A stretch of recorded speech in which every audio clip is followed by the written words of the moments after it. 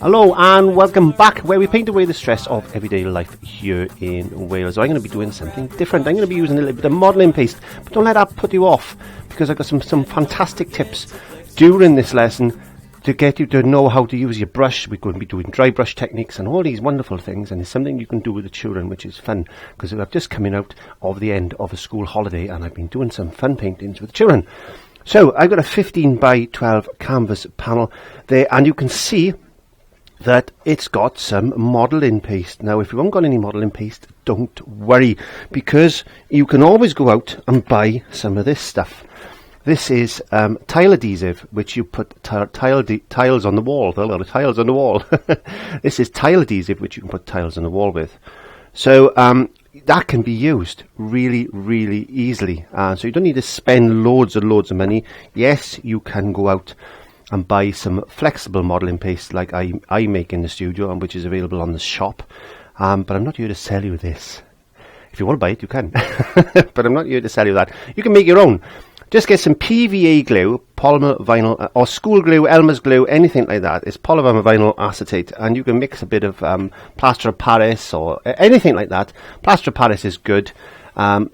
Chalk, marble dust, anything like that. Marble dust is the best thing because it's a little bit more gritty. And all you need to do then is get yourself a palette knife and just spread that. You can get the children to do this. You want to make it look like a cave wall, because we're going to be doing a cave painting today. Let's teach the kids something.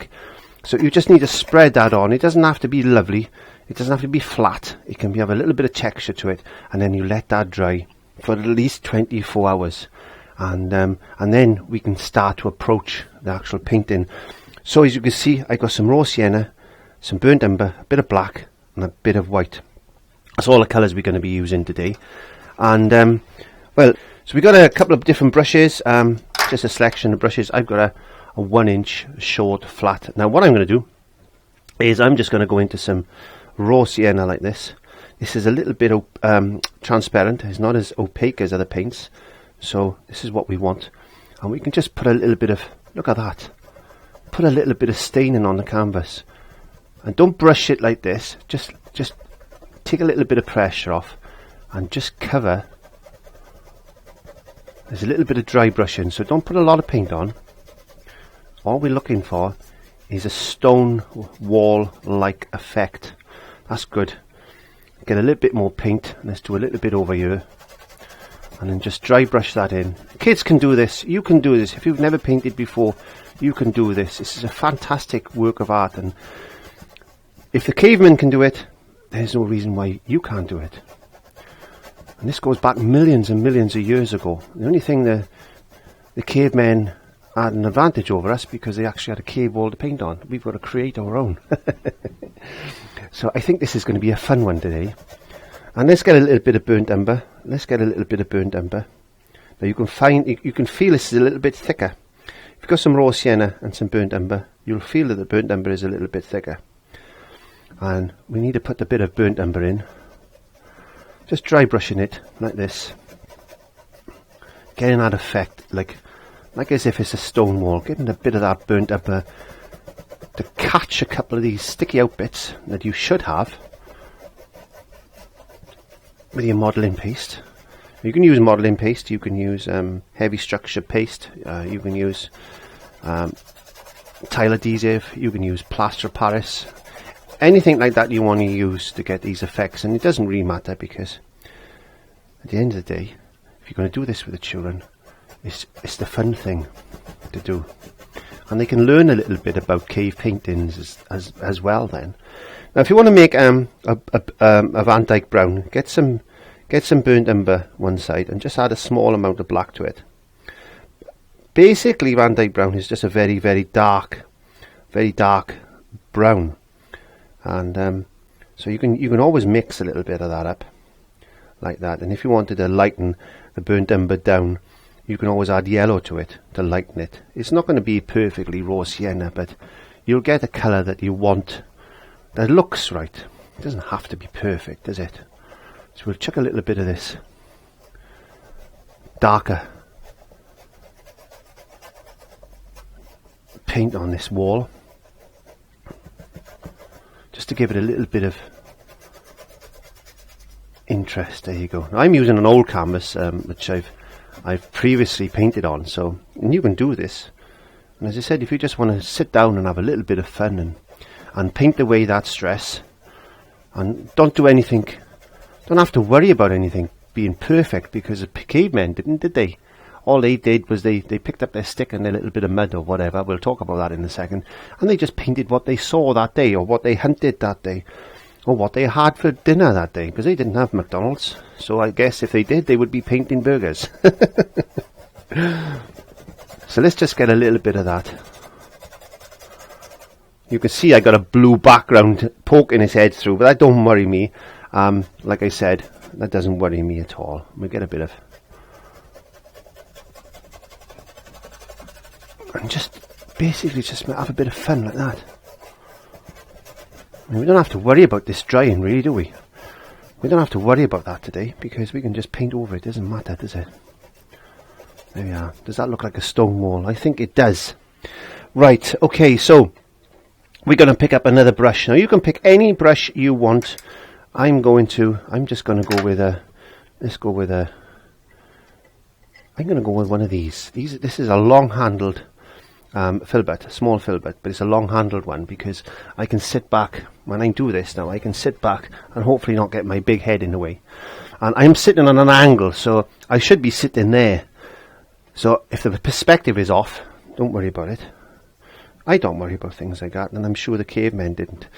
Now, what they would have done, I would imagine, is they would have got some charcoal or something out the fire, because they would have had a fire to keep themselves warm. They would have fire to cook their meat, and they would have got some charcoal, and they most probably been roasting a bit of bear fat or something. They were cooking some meat, and one bright spark one day thought, if I mix a bit of fat with the charcoal in the fire, or they seen the meat dripping onto the charcoal, onto the burnt wood, and they thought, oh, that's sticky.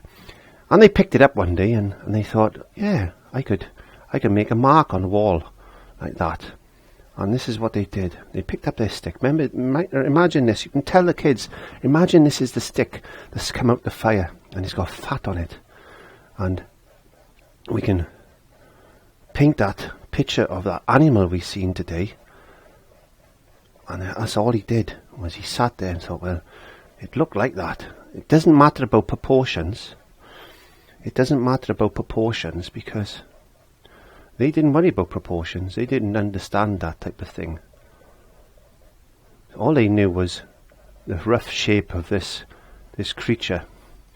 And in this case, I think it was a deer or something we met on that walk today, and this is most probably what we're having for lunch or dinner. We're sitting in our cave, and the glow of the fire is all around us in this room. And he had a long neck, he did, didn't he? He had this long neck like that.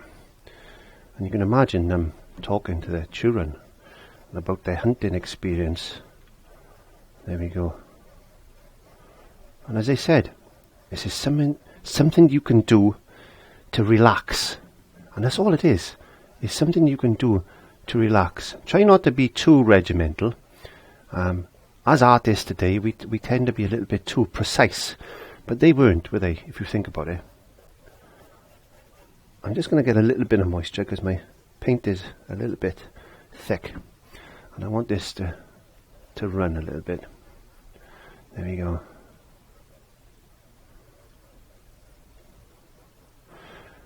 So this is a big old prehistoric looking deer or something he is. And he had these, I remember he had these big old horns like this. If you want to know what I'm copying, I'm actually copying an original cave painting. There you are. I'm actually copying an original cave painting. So we need to put that there. I just got it placed on my worktop where I normally have my monitor, because I got my monitor there which I watch.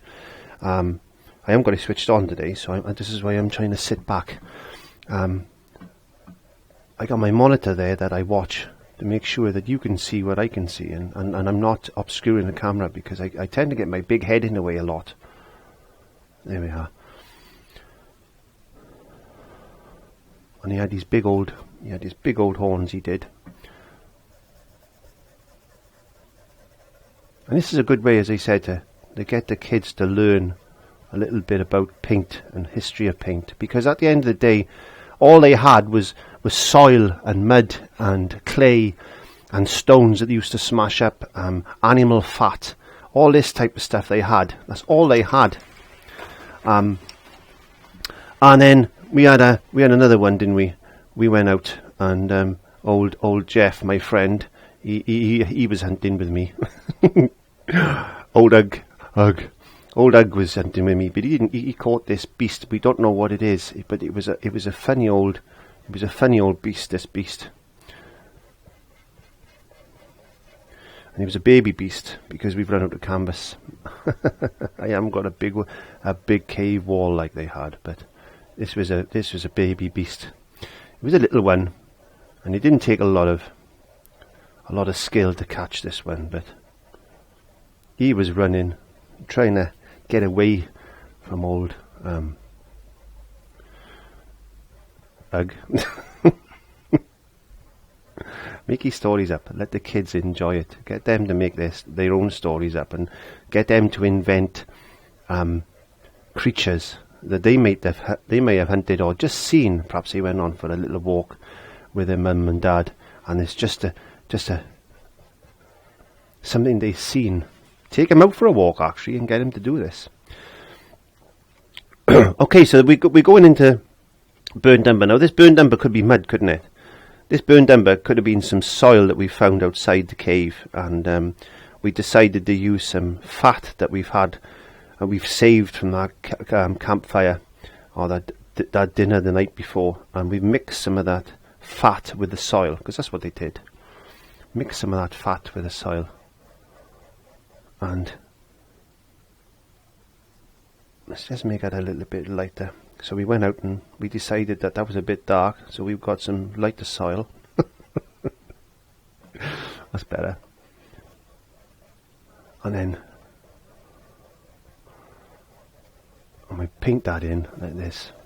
And this is what the kids can do. They can have fun, and you can have fun, because you can experiment with colour and stuff.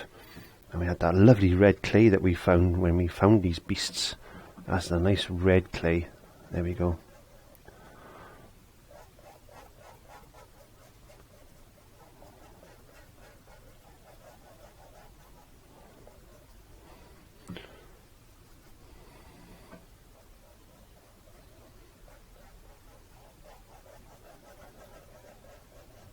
They must have had hours of fun painting these creatures, if you think about it. They must have had hours and hours of fun painting these creatures.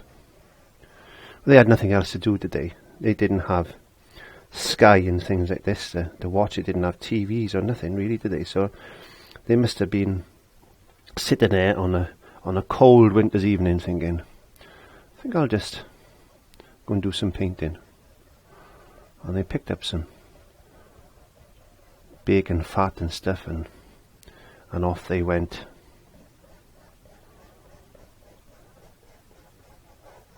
And they could have mixed blood. They could have mixed blood with bacon fat, couldn't they? They could have mixed blood to get a red.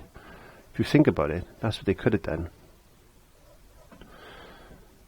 Definitely didn't think of that myself, actually. And just, it's nice to think about that now. Maybe. There you go.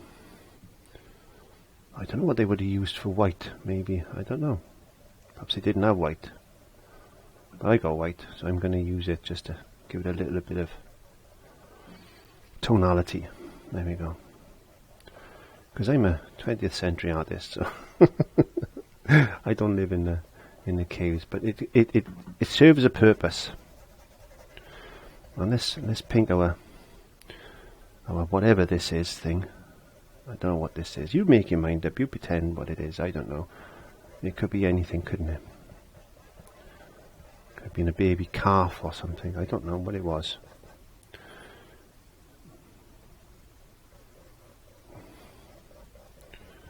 or whatever it is. Ugg found him. And he had him for his tea. So now what I'm going to be doing, I'm going to be taking this type of lesson onto a different stage. That video will be out after this one. But if you're watching this before I put that one out, after I put that one out, then it'll be in the iCards. So just check the iCards. If you're watching this for the first time, if this is the first time I've actually uploaded this, then it's not going to be there. But in a couple of weeks, I would imagine it would be. So, but I'm going to take this onto a different level and use the background and texture and stuff, and see if we can't make another lesson by using modeling paste and stuff. And I think that's a good thing to do. So have fun with the children. It's important that we involve children in art, because it's a good teaching aid, and it allows us to bond with the children on a different level, and it gets them from in front of those phones and iPads and stuff. So get them involved, and this is what I like to do with the children, with my children, my grandchildren and stuff, and just try and get them involved in what I'm doing and my interests, and it might rub off, and if it does, that's all good. You know, I upload every Monday, and there's a little icon there. You need to look for the notifications. If you miss my uploads, then just click that, and you get notified. So paint away the stress of everyday life in the studio with myself. Please have a go at that. Have fun with it, and get the children involved. Explain to them that, you know, how they painted these things, what they mixed with all these different soils and bits of stone and soot out of the fire, and get them to paint something they see in their daily life, and you will have loads of fun with this, I'm sure. So thank you very much for watching me, and I will catch you next time. Bye.